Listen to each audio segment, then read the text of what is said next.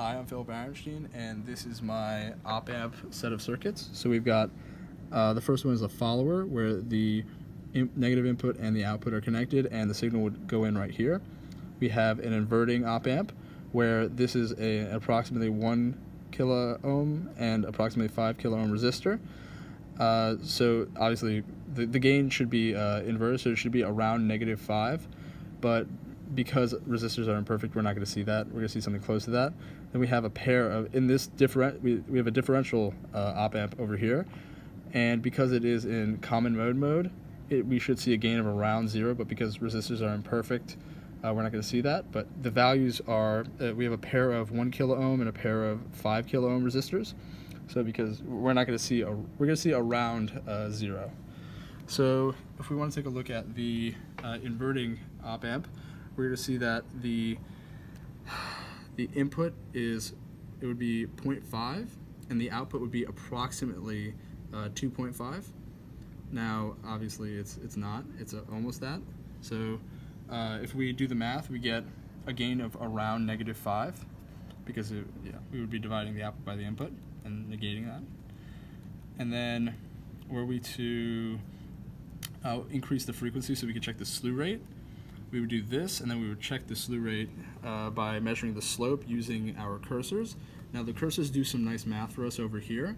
They tell us that the slope, or the slew rate, should be around 0.28 volts per microsecond, which is approximately what it isn't exactly what we were hoping for, which is 0.4, but it's close. Now if we want to look at what the gain should be, we can look at the input versus the output in terms of these cursors, which we see over here is 2.4 versus 0.5, which would calculate out to a gain of -4.8, which is, like I said, approximately the -5 that we were hoping for.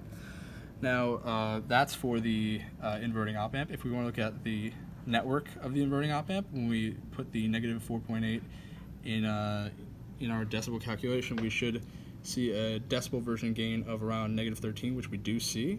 And then if we want to move on to the differential op-amp, the common mode gain can be calculated by looking at doing the same math, looking at the amplitudes and calculating out